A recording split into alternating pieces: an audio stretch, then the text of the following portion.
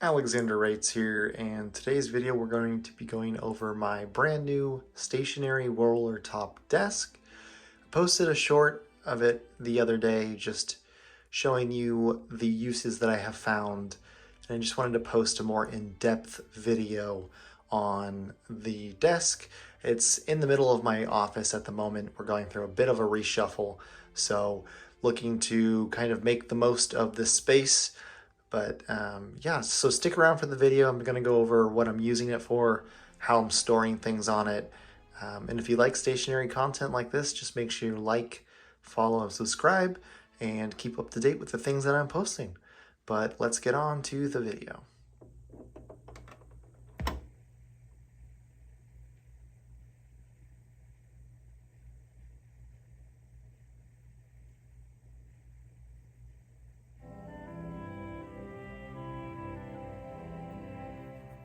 Here she is, a vintage, what I'm calling, roller top stationary desk. I have been looking for a roller top stationary desk for quite a bit, and so when we finally found this one, it was an easy choice to pick up. I've been using just some IKEA tables in the past for my desk setup, so it's actually nice to have a desk that I can kind of customize. You'll see right away we have the beautiful Lockbee field folio, as well as the traveler's notebooks tucked in the corner with the free write pushed back. Yeah, just want to go over where I'm putting things, how I'm changing things up. In the past, most of my stationery stuff has been hidden in a drawer or put somewhere, and so now I get to kind of display it. This desk will move somewhere else. It's just kind of in the middle of the office. You'll see the bookcases behind and the record player over there, but it will have a more permanent home. So let's go over what I am doing with this. So move the microphone out of the way. And so just like any roller top desk, you have the closed version of it and then the open version of it. And so starting from left to right, you'll see on this left-hand drawer is where I've chosen to store some black and white twine or string. I do have my other traveler's notebook elastic with my expander rubber bands hidden in this compartment. Just allows me to kind of store things in a centralized place. And these drawers are so nice. I really enjoy the brass handle with name plate on the front. Below that drawer, we have where I have my extra nibs and converters.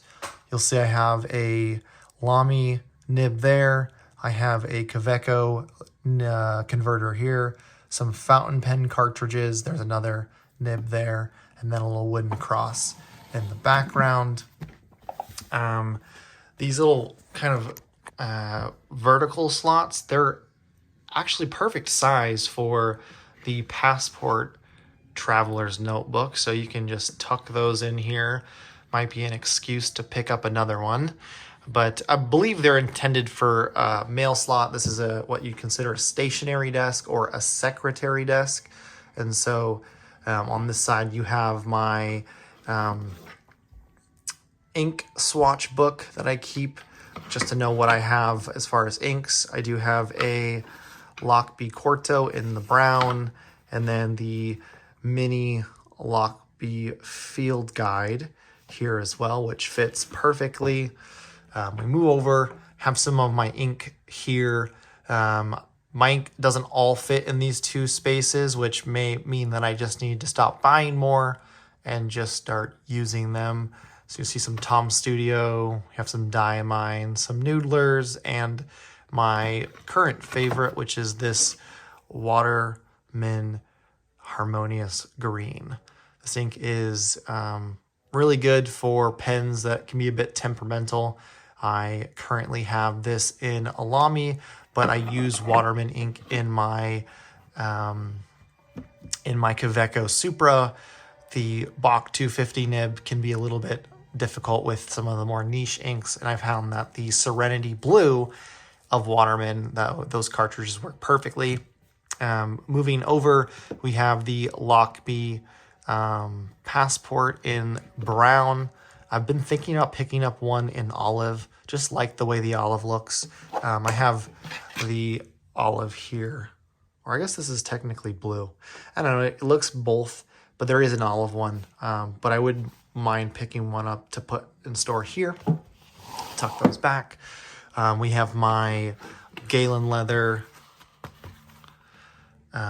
pen carrying case with all my different pens in it. And I just use that. This is typically what I include in my bag, and so that can get tucked up in here. And then we also have my little Kaweco tin that carries just some miscellaneous things. You'll see that the Waterman Serenity Blue ink is here. There's a little mini book that I've been writing kind of little fairy stories in, and then just the user guide for the Kaweco Supra. Here we just have a good Lamy blue. This ink is fantastic. The nice thing about these is they actually do come with some blotting paper here when you fill up to kind of get rid of that excess ink. Tucked further back, you'll see 3 boxes of Ferris wheel press. Those are some inks I haven't used a great deal. I will probably start to use a little bit more of them as time goes on. And then I just have my little dusty Lego Harry Potter minifigure to kind of make sure I'm keeping focused and moving forward. Might change it out. It's actually been sitting on my desk for probably 4 or 5 years. Have a couple others, so maybe I'll find a way of getting a different one there. Moving over to these last 2 slots, this top one has a lot of the washi tape that I've accumulated. I have some additional washi tape that is just a singular color, but this is the stuff that I kind of use on a regular basis. And so again, fitting with the theme of using what I have versus buying more, hopefully I can work through some of this before thinking of even replacing it. And then just below it, I have just some personal photos and then some charger cables for my AirPods, my phone, and then a USB-C for the FreeWrite. On the actual desktop, once you move this out of the way, this fits perfectly on the desk, and it is a nice presentation with all the things that I need. I have a Lockbee A5 lined notebook that has already started to work for books 4 and 5 for the ones that I'm writing. Have a pair of glasses for me to see, and then obviously my brass Supra, which is what I'm using to write notes. So my typical setup is I will write here, outline on this, and then move to a MacBook once I try to edit the first draft. The nice thing about this desk is there's actually space on the top that I can utilize. So here's where it's at currently. So I have a proof copy of my newest book, a copy of The Hobbit, which I'm working through at the moment, illustrated copy, which is just great. I do have that Lockbee Field Folio and a Galen Leather Expansi Folio in their Crazy Horse Green, and then as well as a Galen Leather Expansi pen carrying case, and this is the Crazy Horse Blue, and then my Hobonichi Techo 2025. I haven't been as faithful writing in this as I wanted. I think I kind of switched over to using this as more of a journal / personal diary, so maybe I'll switch back, but I've been about 6 months in here, and I've just found that the system of keeping everything in one place works. You'll see here I kind of just date them, and then when I run out, I'll just refill it. I have quite a bit of them right here, so this system might be more efficient than spending I think it's like $40 or $50 for one of these every year. The paper is great, but I find the system with the Lockbee is more formatted for me. And then I guess lastly, the desk does have a drawer here where I can store some additional things. So I do have just a green Kaweco Sport, my MacBook Air. And then this, which is actually fairly cool. I picked this up a while back. I didn't do a video on it. Really didn't think anyone would be super interested, but it is some Hobbit stationery. So this is paper that is made locally to me from Portland. You'll see that there is bag end, the tree over the top, and Bilbo's front door. So as a fan and a lover of the Lord of the Rings, when I saw this, I was immediately gravitated to picking it up, and so I usually just store that in here. If I can get the lid on, yeah, and that's what I use to write my letters with. But yeah, this is the desk that I picked up. I'm hoping that I can get some good use out of it, start writing another book, and slowly kind of configure it so that it works for me.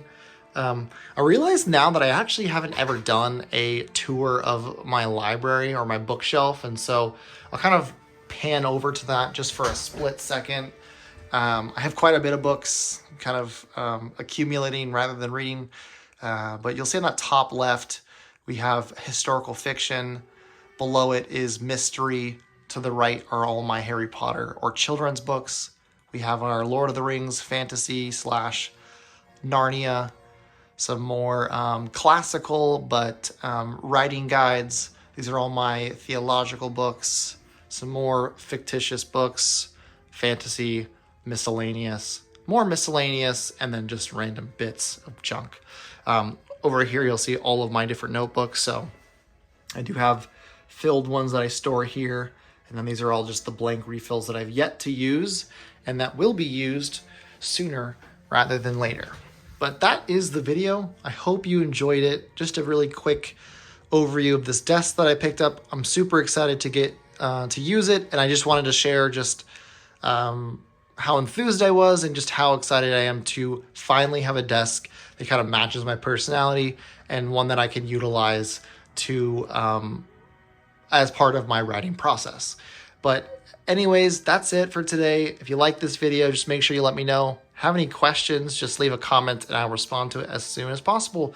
But other than that, I hope you have a great day.